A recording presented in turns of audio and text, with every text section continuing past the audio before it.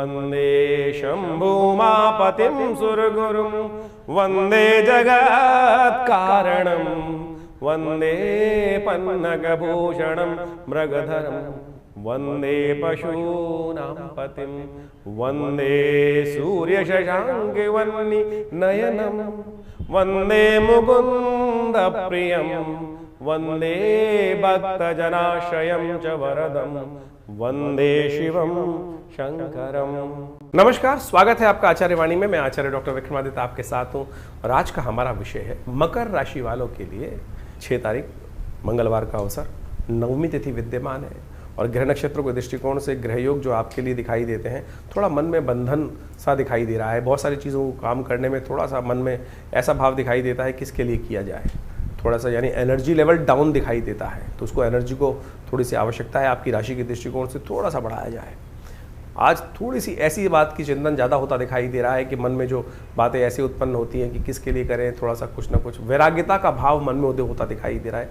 कोई बात नहीं, समय अनुसार काम करने का प्रयास करना चाहिए। इस दिन जानकी सप्तमी है, जानकी नवमी है। विशेष तौर पर माँ भगवती सीता जी का प्रादुर्भाव का सुंदर अवसर है, साथ में मंगलवार पड़ रहा है, बड़ा सुंदर अवसर है। माँ भगवती का आशीर्वाद हनुमान जी को जब मिला ना, वो अजर अमर हो गए। जब हनुमान जी ने दर्शन किया अशोक वाटिका में माँ भगवती का, उनके सामने स्तुति करी, उनका शोक दूर किया मन का, राम कथा जब सुनाई भगवान हनुमान जी ने माँ भगवती को, उनके मन का शोक भी दूर हो गया। तो उन्होंने आशीर्वाद दिया हनुमान जी को कि अजर अमर हो सुत। तो इसलिए आज का दिन बड़ा ही शुभ है। हनुमान जी का सुंदर स्तवन, भगवती का सुंदर स्तवन करने का प्रयास करना चाहिए, सुंदरकांड का पाठ करना चाहिए। इसी योग का लाभ लेते हुए हमने विवेकानंद योगाश्रम में सुंदरकांड का पाठ रखा है, माँ भगवती की सुंदर स्तुति रखी है, यज्ञ रखा है। अब वहाँ सवामनी का भोग रहेगा, भंडारा रहेगा। आप भी स्वयं अपने नाम से इस यज्ञ में भाग ले सकते हैं। उसके लिए फ़ोन नंबर पर संपर्क साध कर इस कार्य में अच्छे से जुड़े, अच्छा कल्याणकारी योग बनेगा। मकर राशि वालों को एक बात और ध्यान रखना चाहिए कि इस दिन श्लेषा और मघा नक्षत्र का योग पड़ रहा है 8 और 9 तारीख को। इन नक्षत्र का जो योग रहेगा, ऐसे में जो जातक जन्म ले रहे हैं आपके घर परिवार में, उनकी मूल शांति अवश्य करा लीजिएगा। कई बार नहीं शांति होती है तो बाद में बहुत कष्ट के योग बनते हैं और बाद में ये भार उतरता बड़ी मुश्किल से है। कई बार 3 बार 4 बार ये प्रयोग करने पड़ते हैं। नहीं तो क्या होता है कि बाल्यकाल में 27 दिन तक ये प्रयोग होता है, यदि उस वक्त करा लिया जाए तो ऋण भी नहीं चढ़ता है। 7 तारीख बुधवार का अवसर, दशमी तिथि विद्यमान है और दशमी तिथि के दृष्टिकोण से इस दिन ग्रहों का परिवर्तन भी का योग बनता दिखाई दे रहा है। तो मकर राशि वालों, आपकी राशि के दृष्टिकोण से आपके ग्रहयोग के दृष्टिकोण में बुध महाराज जो है परिवर्तन की तरफ जा रहे हैं। ये बुध का परिवर्तन, भाग्येश बुध आपकी राशि के दृष्टिकोण से सुख भाव में सूर्य के साथ बुध आदित्य योग बना रहे हैं। ये आपके लिए बहुत कल्याणकारी रहेगा, शुभ योग बनता दिखाई दे रहा है आपकी राशि के दृष्टिकोण से। और ऐसे में विशेष तौर पर यह बुध का परिवर्तन आपके लिए कुछ नया लाभ, बहुत सारी चीज़ों को ऑर्गेनाइज करने में, बहुत सारी चीज़ों में नई बुद्धि का, बुद्ध बुद्धि के मालिक हैं, सांसारिक बुद्धि के मालिक हैं और वो बहुत दिनों से लगातार कमज़ोर राशि में चल रहे थे, अपनी नीचस्थ राशि में चल रहे थे, अब परिवर्तन का योग बना लिया है उन्होंने। तो ये बुद्ध का परिवर्तन आपके लिए बड़े अनुकूलता प्रदान करने की योग बनाएगा आपके लिए। इसलिए गणेश जी का दिन है बुधवार, कोशिश है गणेश जी को उनकी स्तुति करें, उनको पीले पुष्प अर्पित करें, मोदक अर्पित करें और अपने जीवन में शुभ उदय का देखने का योग बनता दिखाई दे रहा है आपके लिए। 8 तारीख बृहस्पतिवार का अवसर है, एकादशी तिथि विद्यमान है इस दिन और ग्रह नक्षत्रों के दृष्टिकोण से आपके भाग्य भाव में चंद्रमा का पदार्पण होता दिखाई दे रहा है। रात को 12 बजे के आसपास ही परिवर्तन हो जाएगा और ये गजकेसरी योग का निर्माण करेगा। आने वाले 2-3 दिन आपके लिए बड़े उपयुक्त दिखाई देते हैं। तो मकर राशि वालों, इस समय का लाभ लीजिए, चीज़ें आपके लिए अनुकूल है, बढ़िया है और इस वक्त बृहस्पति पूर्ण दृष्टि से शुभ की तरफ जाते हुए आपके लिए बहुत बढ़िया योग बना रहे हैं। तो ऐसे में इसका पूर्ण लाभ यदि आप ले लें तो चीज़ों को अच्छे से बहुत बढ़िया आप कर सकते हैं। आपने बहुत दिन तक 7.5 का दंड जो है वो सहा है और अब परिवर्तन का योग बन रहा है, ये आपके लिए बड़ा अच्छा रहेगा। ऐसे में मोहिनी एकादशी का व्रत भी पड़ रहा है और मोहिनी एकादशी का योग बड़ा सुंदर माना जाता है। मोहिनी एकादशी भगवान विष्णु की सुंदर उपासना करने का दिन है। इसमें कहा जाता है ना कि प्रभु के जो भक्त होते हैं, प्रभु उनके लिए नियम बदल देते हैं। स्वयं मोहिनी अवतार भगवान ने लिया। शास्त्र में बड़ी अद्भुत कथा आई है इसके बारे में और ये कथा का श्रवण कर कर आप सुंदर रूप से लाभ ले सकते हैं। भगवान का सुंदर स्तवन करें और जीवन में लाभ लीजिए इस शुभ योग का। भगवान विष्णु का सुंदर पूजन करें, उनका चरणामृत ग्रहण करें, उनको खूब गंगा जल से, कपूर से और साथ साथ चंदन इत्यादि, तुलसी इत्यादि से भगवान को स्नान कराकर उनका प्रसाद चरणामृत ग्रहण करना बड़ा कल्याणकारी योग बनेगा। भगवान विष्णु की सुंदर स्तुति कर कर कल्याण करें। ओम नमो नारायणाय इस मंत्र का जप करें। शास्त्र में बड़ी अद्भुत कथा इनके बारे में वर्णित है। इस दिन मोहिनी एकादशी है। भगवान विष्णु पालक माने जाते हैं और वो सबका पालन करते हैं। जो भी भक्त हैं भगवान की कृपा से ही उनके अनिष्ट दूर हो जाते हैं। एक बार शंभु भगवान, जो ऐसे कहे जाते हैं भगवान शिव, जिस पर को भी आशीर्वाद देते हैं उसका कल्याणकारी योग बना देते हैं। जो भी जाता है उसको तथास्तु भगवान भक्त, वो ये नहीं देखते कौन भक्त किस प्रकार से, जो उनकी श्रद्धा करता है उन सबको आशीर्वाद मिलता है। कहा जाता है एक दिन भस्मासुर उनके समक्ष गया, बड़ी साधना करी, बड़े अद्भुत रूप से वर्षों तक, सालों तक, सदियों तक उनकी साधना करता रहा। भगवान प्रसन्न हुए और कहा तथास्तु, मांगो वरदान। वो भी बड़ा विचित्र था, उसने कहा कि मैं जिसके सिर पे हाथ रखूं वो भस्म हो जाए। ये आशीर्वाद मांग लिया। कहा जाता है कि ये आशीर्वाद मांगने से क्या हुआ, क्या वो ये आशीर्वाद जो लिया उसने, कहा भगवान ऐसे कैसे मान लूं, ये जो आशीर्वाद आपने दिया है वो अजर अमर है, बिल्कुल बिल्कुल सही सटीक रहेगा। तो कहा जाता है कि बोले मैं अपना हाथ आपके सिर पे रखूंगा। अब भगवान का आशीर्वाद गलत तो हो ही नहीं सकता, मिथ्या हो ही नहीं सकता। भगवान के ऊपर वो हाथ रखने का प्रयास किया। कहा जाता है भगवान आगे आगे और भस्मासुर उनके पीछे पीछे। और ऐसे में भगवान ने मोहिनी अवतार धारण किया। भगवान विष्णु ने मोहिनी अवतार धारण किया और ये मोहिनी अवतार धारण करने के बाद जब वो उस भस्मासुर के समक्ष भगवान शिव, कहा जाता है उसमें कपूर आग के फूल के अंदर में जाकर वो जो स्थान ग्रहण किया था, उन्होंने वहाँ जाकर विभिन्न बहुत कथाएं बड़े विचित्र हैं, लेकिन मोहिनी अवतार में भगवान ने स्वयं रूप में उपस्थित होकर प्रेम के वश में, भगवान प्रेम के वश में जब आते हैं ना तो नियम बदल देते हैं सब कुछ। तो भगवान ने भगवान शंभु के प्रेम में उस मोहिनी अवतार को धारण किया, क्योंकि भक्त हैं शिव जो हैं वो भगवान हरि के भक्त हैं और हरि जो हैं वो शिव के भक्त हैं।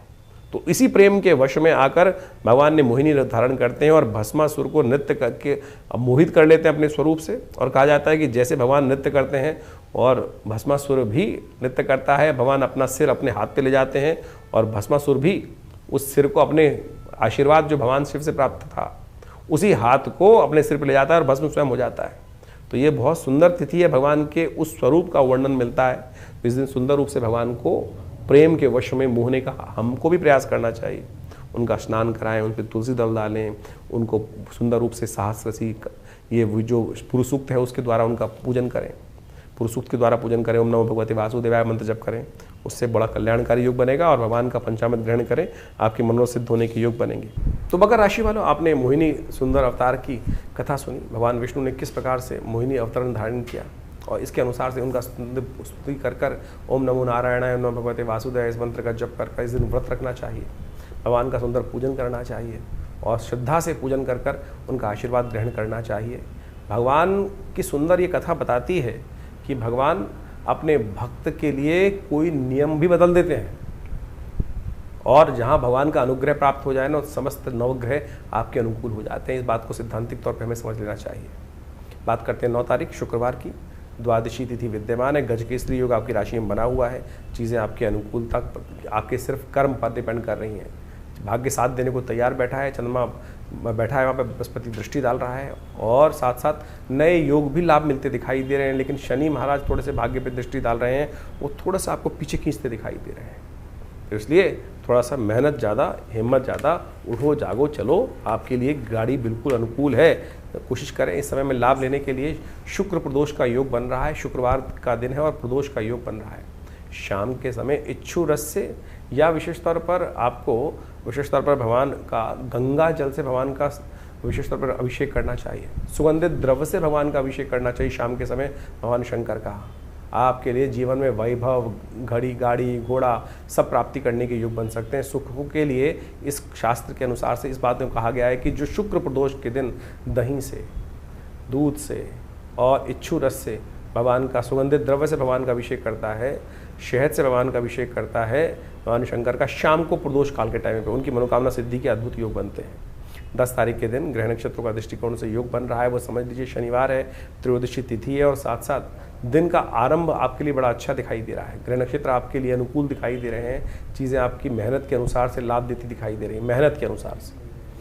चंद्रमा परिवर्तन का योग बनाएंगे दोपहर को करीब 1:41 पर और उसके बाद आपके जितनी मेहनत करेंगे उसका लाभ मिलता दिखाई दे रहा है। लेकिन फिर भी कुछ ना कुछ शत्रु आने वाले समय में आपको परेशान करते दिखाई देंगे। अभी हमने आपको बगलामुखी जी का दिव्य प्रयोग बताया ही था, कुछ दिन पहले उनकी जयंती गई है।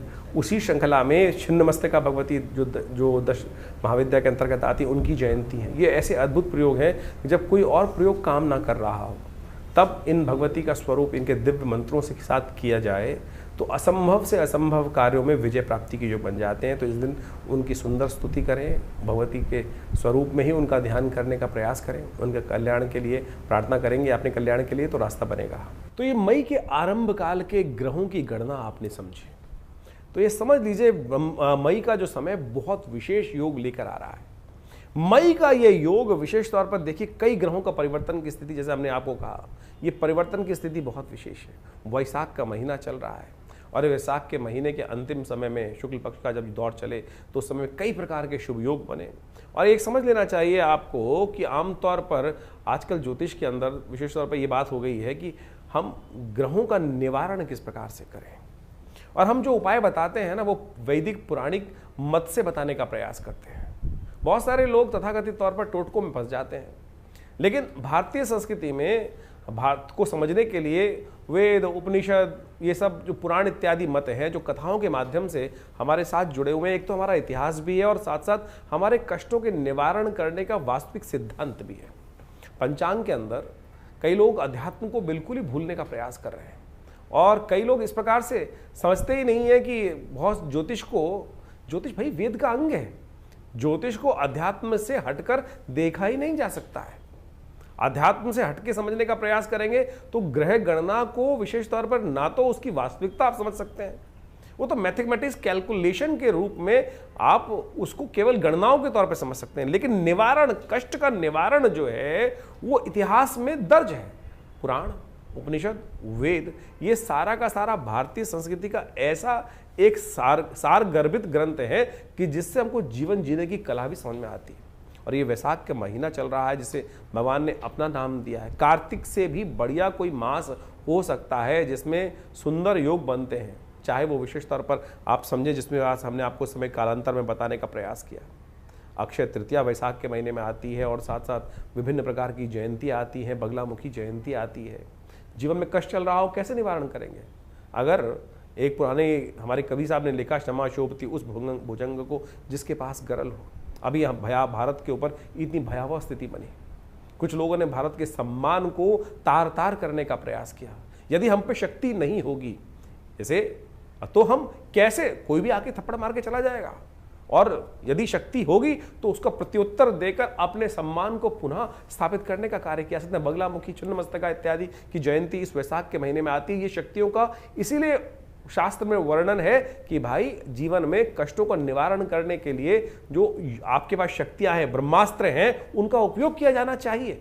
नहीं तो कोई भी आपके जीवन में कष्ट यदि आ रहा है तो ऐसा तो नहीं। हमारे ऋषि मुनियों की अद्भुत खोज है, बगलामुखी जी के ऐसे अकाट्य प्रयोग हैं कि जब, वैसे तो उनका प्रयोग निषेध है शास्त्र के अंदर, लेकिन जिस प्रकार से वो शब्द, जो मंत्र इत्यादि हैं, ओम ह्रीं बगलामुखी सर्वदुष्टानां वाचम मुखम पदम स्तंभे जिह्वाम कीले बुद्धिम विनाशे ह्रीं ओम, जिस प्रकार से उनका उपयोग है अद्भुत है, अद्भुत।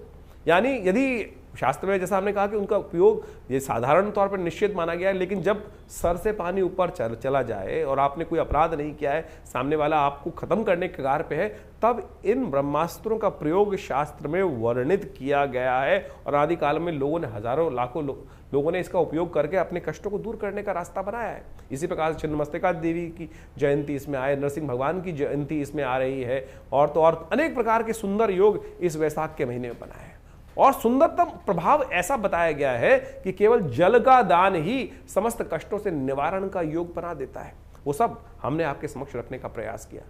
ज्योतिष को कई लोगों ने केवल नग बेचने का धंधा और कुछ ना कुछ और बदतमीजी, और बहुत सारे आज की तारीख में लोग, पता नहीं ज्योतिष को कहीं कोई रिलेशन नहीं है।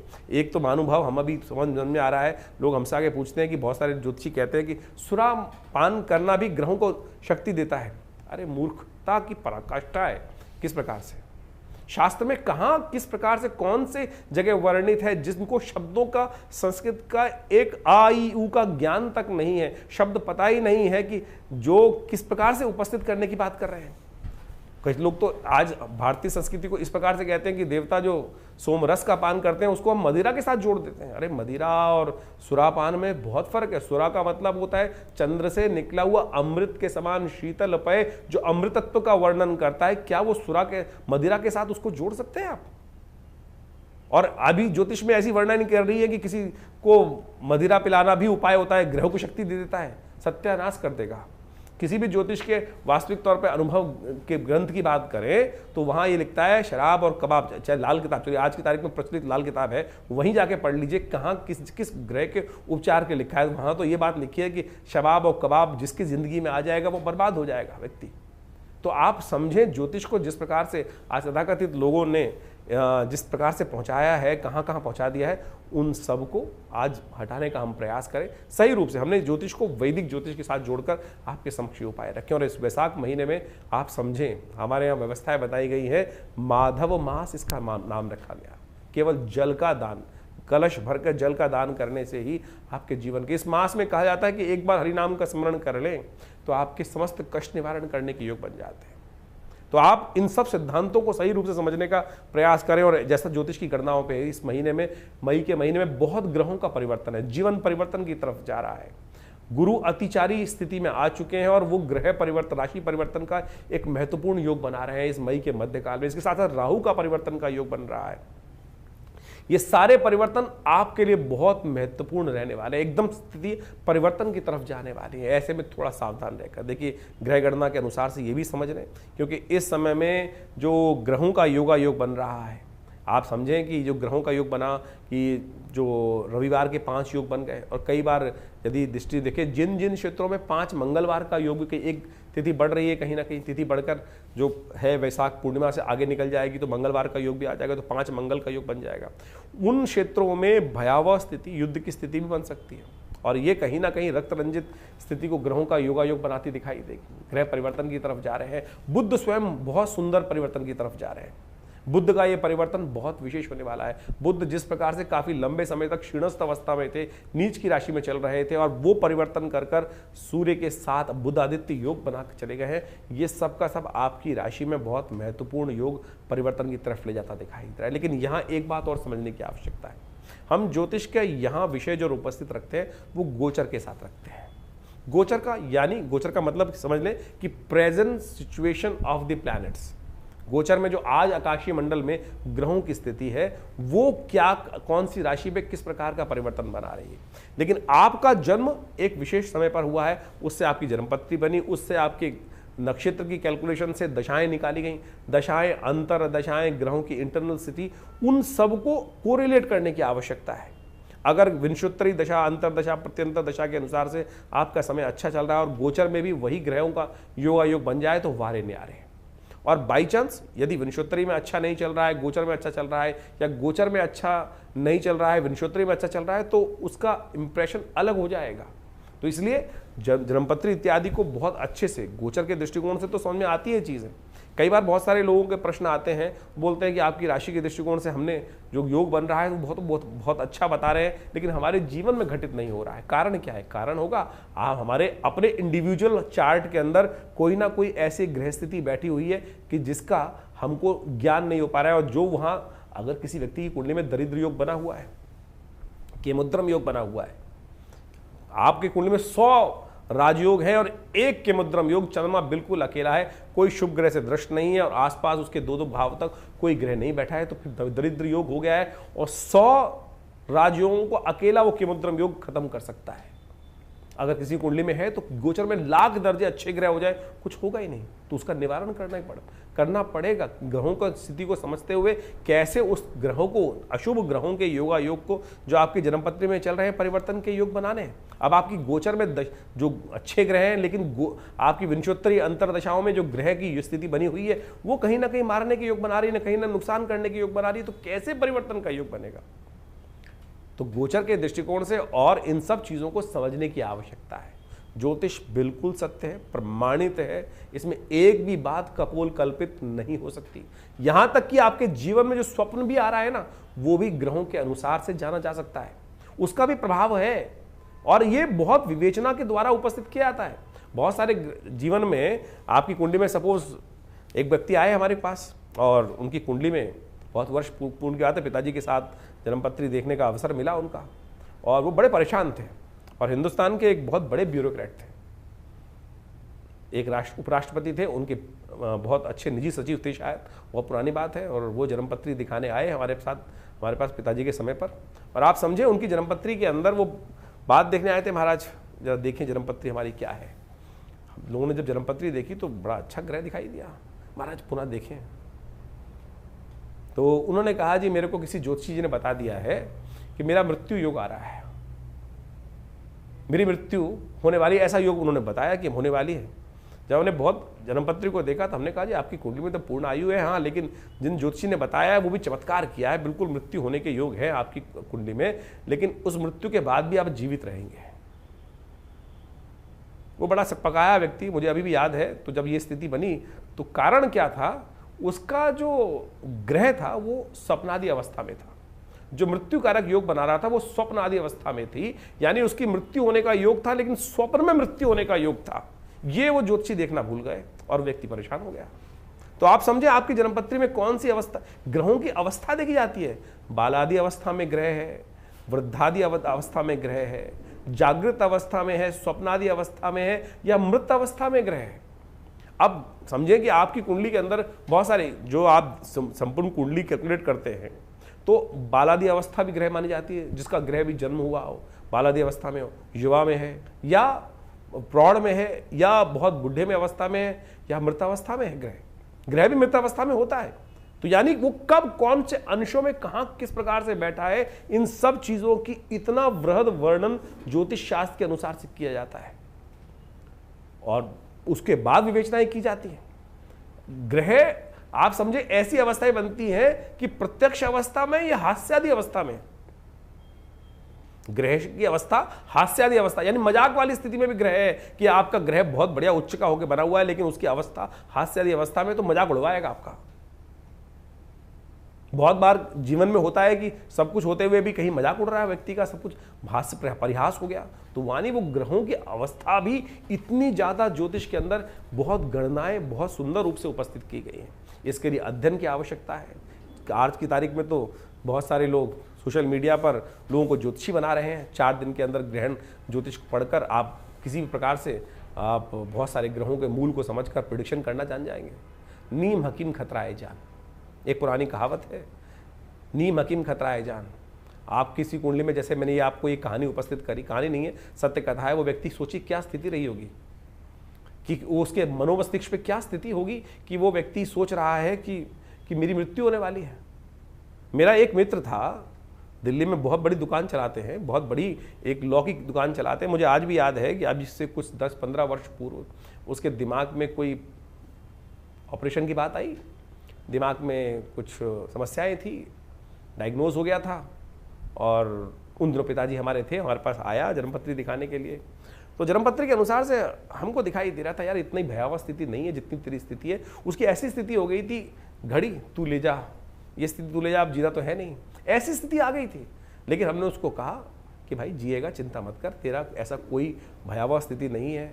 उसका एक लेज़र ऑपरेशन होना था ब्रेन का और वो कहीं भी जा सकता था, लेकिन प्रार्थना कराई भगवान की और साथ साथ उसकी ज्योतिष के दृष्टिकोण से उसको विश्वास दिलाया।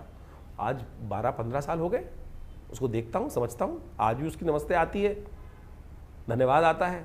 तो आप समझे ज्योतिष के विषय बहुत है। ये नीम हकीम खतराए जान वाली बात बोली ना, किसी मन में भय डाल दिया।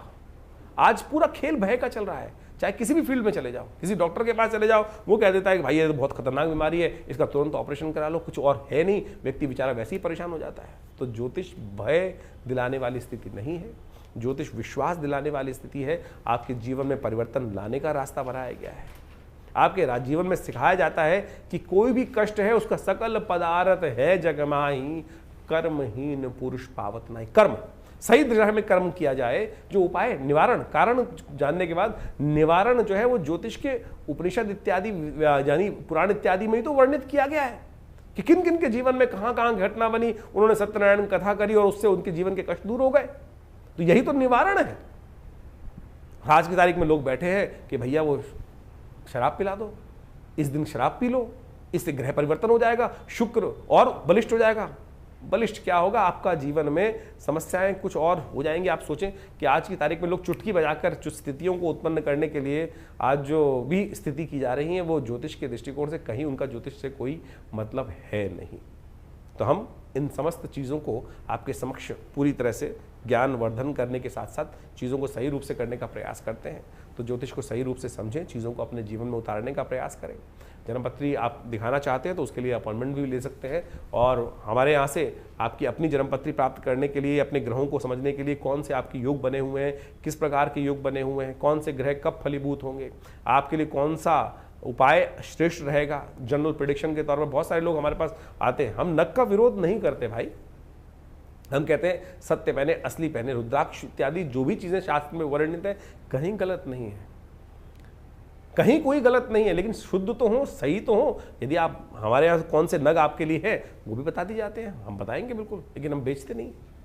हम तो कोई बेचते नहीं हैं, बता जरूर देंगे। आप जानना चाहें तो आपको बता दिया जाएगा। तो वो जन्मपत्री के बहुत सारे मॉडल्स हैं हमारे यहाँ, वो भी आप निकलवा सकते हैं, अपनी जन्मपत्री की विवेचना करा सकते हैं। संबंध किस प्रकार से रहेंगे, कौन सा समय आपके लिए अच्छा है, दशाओं में कौन सा समय आपके लिए उपयुक्त आ रहा है, कब आपको अपने जीवन में आगे बढ़ने के लिए कार्य करना चाहिए, कब आपके जीवन में कार्य करने से आपको बचना चाहिए। तो आप उन सब संबंधों में जानने के लिए आश्रम के साथ संबंध साध सकते हैं। बहुत सारे विभिन्न प्रकार के उत्सव समय समय पर हमारे आश्रम पे होते रहते हैं, उनके बारे में भी आपको हम समय समय पर अवगत करा सकते हैं। आप अपने नाम से अपने उन यज्ञों में भाग लें, स्वयं आएँ, यज्ञ में बैठें, भगवान की प्रार्थना करें, देखिए चमत्कार होगा, कष्ट निवारण करने का योग बनेगा।